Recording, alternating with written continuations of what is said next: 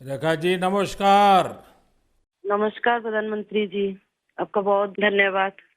सवार प्रथमे आपना के शुभेच्छा जानाई। आप एक बड़ा दायित्व निभाने जा रही है। इस समय कैसा लग रहा है? बहुत अच्छा लग रहा है और आपका हाथ मेरे सर पे है। मेरा संदेश कली का माँ बहन के सर पे आपका हाथ, आप तो हमारे लिए भगवान समान है। लग रहा है राम जी हमारा साथ है और राम जी का हाथ हमारा सर पे है। ऐसा है, इन माताओं बहनों का हाथ मेरे सर पे है। रेखा जी, मुझे आपका मैसेज मिला था।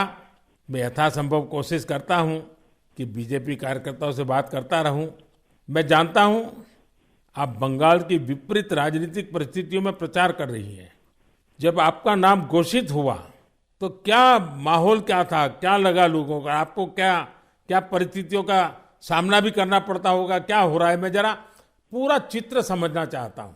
हमारी साथ जो दुर्घटना घटी थी, हम तो बहुत दुर्भाग्यशाली, हम संदेश कली का माँ बहन नहीं है। पूरा बसीरा लोकसभा का जो माँ बहन है, सब एक समान ही अत्याचारी तो हुई है। और हमारी साथ जो हुई, उनकी तो जेल हुई, ईडी की हाथ चला गया और हम चाहती है उनकी सजा मिले। और हाँ, हमारा इधर जो 2011 साल से वोट हम इलेक्शन नहीं दे पाई, हम चाहती है पूरा सुरक्षा के साथ वोट दे पाए। हम वोट दे पाएंगे, संदेश कली की माँ बहन और भी खुश होगा। और आपका बहुत बहुत धन्यवाद, क्योंकि आप हमारे साथ आई। नहीं, मुझे पूरा विश्वास है आपकी बात इलेक्शन कमीशन तक जरूर पहुंचेगी और इलेक्शन कमीशन सभी मतदाता मतदान कर पाए इसके लिए पूरा प्रबंध करेगा। और इलेक्शन कमीशन निष्पक्ष मतदान हो इसके लिए हमेशा प्रतिबद्ध होता है। हम भी आशा करेंगे कि इलेक्शन कमीशन आपकी पीड़ा समझे कि आपने 2011 से आपने वोट नहीं दिया है। तो ये बहुत ही दुखद बात है कि बंगाल में किस प्रकार से सरकारों ने व्यवहार किया है। लेकिन रेखा जी, जब ये आपका नाम घोषित हुआ, आपको चुनाव में कैंडिडेट बनाया, वो जब समाचार मिला तो आपके पड़ोस में अड़ोस में और आप जो इतना बड़ी लड़ाई लड़ी हो, सब में क्या मैसेज गया? सबका कैसा रिस्पॉन्स है? सब लोग खुश है। दो चार टीएमसी की जो माँ बहन थे, उन्होंने विरोध किया, उन्होंने अभी मान लिया और उन्होंने भी फिर से हमारी पास मैसेज, वीडियो कॉल से मैसेज भेजा। उन लोगों ने जो किया सो वो तो टीएमसी की बुलाने पर किया है। उन्होंने जोर जबरदस्ती करवाई गई है और नहीं होगा। जो किया है उनके लिए उन्होंने माफी मांग रही है। तो हमारे कोई उनका ऊपर कोई दुश्मनी नहीं है, क्योंकि वो हमारे माँ बहन, हमारी भाई बाप है। हम तो सबके लिए लड़ेंगे, क्योंकि उन्होंने हमारे लिए लड़ रही है, हम उनके लिए लड़ेंगे। जो जमीन, जो सम्मान लौटाया जाए, इसके लिए पूरा कोशिश करेंगे।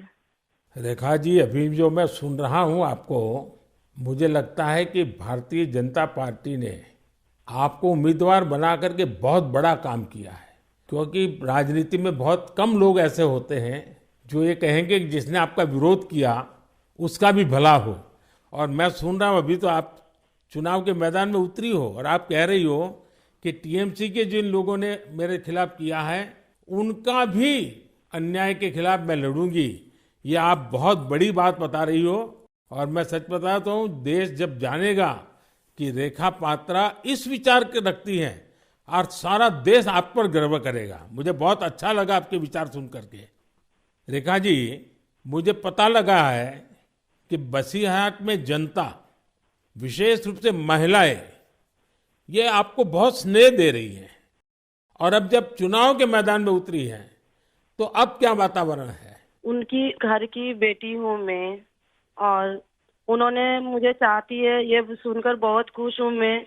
और इलेक्शन पे उतर के हमें लग रहा है उनका पूरा सपोर्ट मिलेगा मुझे। और उन्होंने जब पूरा सपोर्ट करेंगे तब ना हम उनके लिए और भी कुछ कर पाएंगे। और हम भी गरीब घर की लड़की हूँ, किसी की घर की बेटी बहू हूँ। तो यही बोलूंगा, मेरे पति भी तमिलनाडु, चेन्नई उधर काम करती है। हमारा फैमिली में बहुत बहुत परिश्रम करके उनका हमारा संसार चलती है। तो हम चाहेंगे सबके लिए कुछ ऐसे करेंगे जो बाहर ना जाना पड़े, सबको इधर का कंपनी मिले, इधर काम करे और हमारा इधर से बंगाल से बाहर ना जाना पड़े। इसलिए हम पूरा कोशिश करेंगे। आपका ये जो आत्मविश्वास है ना, आप जरूर दिल्ली पहुंचोगी और आप जरूर चुनाव जीत करके आओगी। रेखा जी, संदेश खाली में आपने इतनी बड़ी लड़ाई लड़ी है। आप एक प्रकार से शक्ति स्वरूपा है। आपने इतने ताकतवर लोगों को जेल भेज दिया।